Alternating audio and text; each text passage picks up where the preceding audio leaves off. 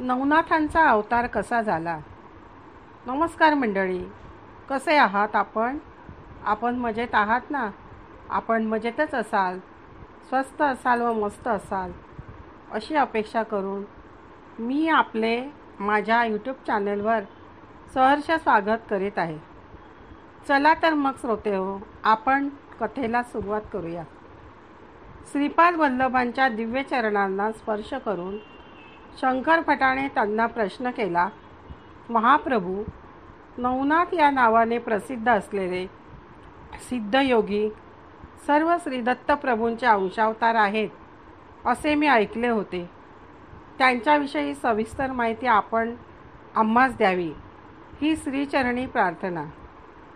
श्री नवनाथांचे नाव ऐकताच श्रीपाद प्रभूंच्या नेत्रांमधून अमृतवृष्टींचा प्रभाव बहिर्मुख होऊन सृष्टीवर पडत असल्यासारखे वाटले. त्यांच्या दृष्टीतून प्रेम चैतन्य प्रवाहित होत होते. ते अत्यंत आनंदाने म्हणाले, श्रोत्यांनो, मच्छिंद्र गोरक्ष जालंधर गहनी अडभंग चौरंग भरतरी चरपट आणि नागनाथ हे नवनाथ आहेत. त्यांच्या स्मरणमात्रानेच शुभफल सिद्ध होते. श्री दत्तप्रभूंची कृपा होते. नवनाथांचे स्मरण करणाऱ्यांवर दत्तप्रभूंची कृपा खूप असते.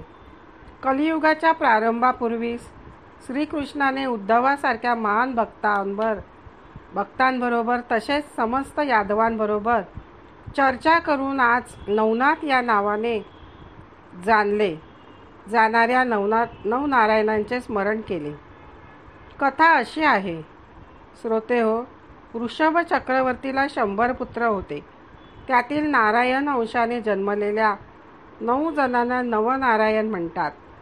त्यांची नावे अशी आहेत: कवी, हरी, अंतरिक्ष, प्रबुद्ध, पिप्पलायन, अभिहोत्र, द्रुमिल आणि चमस करभाजन अशी होती. हे सगळेच अवधूत स्थितीत राहणारे सिद्धपुरुष होते. माझ्या आज्ञेप्रमाणे या नवनारायणांनी धर्मसंस्थापनार्थ नवनाथ या नामरूपाने पृथ्वीवर पुन्हा अवतार धारण केला. प्रथम पुत्र कवी हा मच्छिंद्रनाथ या नावाने जन्मला. अंतरिक्ष हा जालंधर नावाने जन्मला. त्यांच्या शिष्यरूपाने प्रबुद्ध हा कानिफ या नावाने जन्मला. पिप्पलायन त्या चरपटनाथ या नावाने जन्मला. चमस हा रेवणनाथ या नावाने जन्मला. द्रुमिल हा भर्तरीनाथ या नावाने जन्मला. अविहोत्र हा नागेशनाथ या नावाने जन्मला. पिप्पलायन हा चरपटनाथ या नावाने जन्मला. सृष्टीवर अनेक स्थानी काही कारणास्तव ब्रह्मदेवाचे वीर्य पडले, त्यापासून अनेक ऋषी जन्मास येतील असे व्यास महर्षींनी आपल्या भविष्यपुराणात सांगितले होते. उपरिचर नावाचा एक वसू होता. त्याने एकदा उर्वशीला पाहिले. तो तिच्यावर अत्यंत मोहित झाला. त्यावेळी त्याचे वीर्य रवून यमुनेच्या पाण्यात पडले. ते एका मासोळीने गिळले. त्या मत्स्यापासून मच्छिंद्रनाथांचा जन्म झाला. कामदेव मन्मथाला शिवाने क्रोधित होऊन आपल्या ललाट अग्नीने जाळून भस्म केले. त्या भस्मामध्ये सूक्ष्म रूपाने मन्मथाचा आत्मा होता. बृहद्रथाने जेव्हा यज्ञ केला, त्या यज्ञकुंडातून जालंधर नावाचा आविर्भाव झाला. रेवा नदी म्हणजे सध्याची नर्मदा नदी.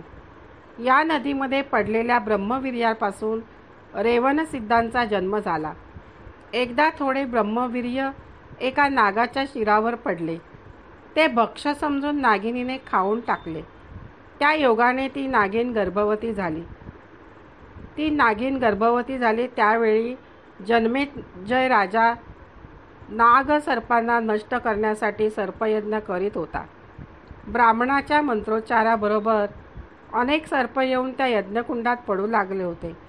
त्या महाभयंकर यागापासून वाचण्यासाठी तक्षकाच्या मुलीस एका मोठ्या वडाच्या झाडाखाली त्याच्या बुंद्यातील बिळात लपविले गेले. त्या गर्भपिंडातून अविहोत्राचा जन्म होणार असल्याने त्या अंड्यास त्या बिळात ठेवून तक्षकाची मुलगी स्वस्थानी निघून गेली. यथासमयी त्या अंड्यातून वटसिद्ध नागनाथाचा जन्म झाला. एक कथा श्रोतेहो सांगत आहे. श्री मच्छिंद्रनाथ ज्यावेळी देशसंचार करीत असताना एका गावी त्यांचा जेव्हा मुक्काम होता, त्यांच्या दर्शनासाठी अनेक लोक येत असत. त्याच गावातील एक वांझ स्त्री, जिला मुलबाळ नव्हते, ती त्यांच्या दर्शनास आली. मच्छिंद्रनाथांना नमस्कार केला व आपली व्यथा तिने त्यांना सांगितली. नाथांनी भस्म मंत्रून तिला दिले, परंतु त्या स्त्रीने अविश्वासाने ते उकिरड्यावर फेकून दिले. त्या भस्माच्या अमोघ अशा शक्तिसंपन्नतेने त्यामधून गोरक्षनाथांचा जन्म झाला. पार्वतीच्या विवाहसमयी पौरोहित्य करणारे ब्रह्मदेव तिच्या अप्रतिम लावण्य पाहून तिच्यावर मोहित झाले आणि त्यांचा वीर्य स्राव झाला. या कृत्याची त्यांना अत्यंत लज्जा वाटली आणि त्यांनी ते वीर्य मांडीवर पुसून टाकले.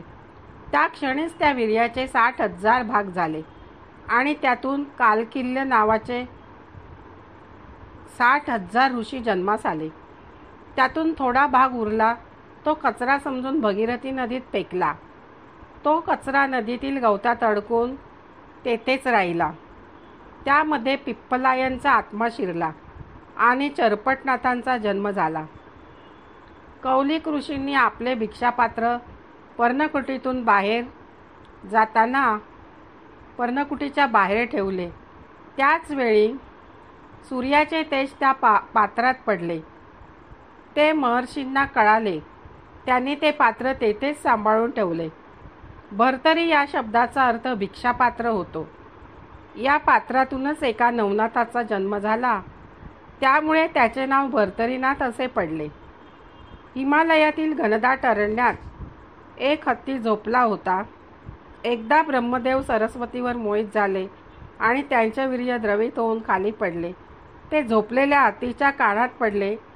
त्या कानातून प्रबुद्धाला जीवन प्राप्त होऊन त्याने जन्म घेतला. कानातून जन्म घेतल्याने या नवनाथाचे नाव कानिपनाथ असे पडले. गोरक्षनाथाने संजीवनी मंत्राचा जप करीत मातीमध्ये मनुष्याकार आकृती काढली. आकृतीतून करभाजनाला त्या संजीवनी मंत्राच्या साहाय्याने जीवन प्राप्त झाले आणि त्याने गहनीनाथ या नावाने आपला अवतार घेतला. श्रीकृष्णांच्या आज्ञेने या नवनारायणांनी आपले स्थूल शरीर मंद पर्वतावर समाधी अवस्थेत सांभाळून ठेवले आणि अंशावताराने नवनाथ रूपाने पृथ्वीवर जन्म घेतला. धर्म संस्थापनाचे महान कार्य करण्यासाठीच या नवनाथांचा अवतार झाला होता. श्रीपाद प्रभूंचे हे नवनाथांच्या जन्मासंबंधीचे आश्चर्यजनक विवेचन ऐकून शंकर भट्ट व धर्मगुप्त मंत्रमुग्ध होऊन गेले. आम्ही म्हणजे शंकर भट्ट व धर्मगुप्त प्रभूंच्या चरणी वंदन करून त्यांना जय जयकार केला. नवनाथांचे अवतार हे नवनारायणाचे अंशावतार आहेत असे आपण सांगितले. नवनाथ आणि नवनारायण यात काही फरक आहे काय? आमच्याकडे आपल्या प्रेमळ व दिव्य दृष्टीने पाहत म्हणाले, श्रोत्यांनो, समस्त सृष्टीच्या महासंकल्पाचे स्वरूप मीच आहे. देवी देवतांनी कार्य करण्याचे संकल्पसुद्धा माझ्या महासंकल्पाचे अंशमात्र असतात. या अंशमात्र संकल्पांना थोडेफार स्वातंत्र्य असते. कोणतीही समस्या निर्माण झाल्यास अंशावतार त्या समस्येच्या निराकरणासाठी मूलतत्वाकडे निवेदन घेऊन येतात. मूलतत्वाकडून अनुमती घेऊन जीवाचे कल्याण करतात. तात्पर्य. श्रोते हो, तुम्हाला माझी कथा कशी वाटली? आवडली का? आवडल्यास लाईक व सबस्क्राईब करा ही नम्र विनंती. या कथेमध्ये प्रत्यक्ष श्रीपाद प्रभू, शंकर भट्ट व धर्मगुप्त या त्यांच्या आवडत्या शिष्यास नवनाथांचा जन्म कसा झाला ते सांगत आहेत. कथा खूप सुंदर आहे. आपण ही कथा नक्की ऐका, कारण प्रत्यक्ष श्रीपाद प्रभू कथा सांगत आहेत आणि नवनाथांनी भारतभर संचार करून अनेकांना भक्तिमार्गाला लावलं, अनेकांना दीक्षा दिल्या. पिडलेल्या लोकांसाठी समाज उपयोगी बरीच कार्य केली. नवनाथ कथा आपण वाचल्याच असतील, खूप छान आहेत. श्रोते हो, आपणा सर्वांना श्रीपाद प्रभूंकडून आशीर्वाद मिळो अशी प्रार्थना करून कथा इथेच संपवते.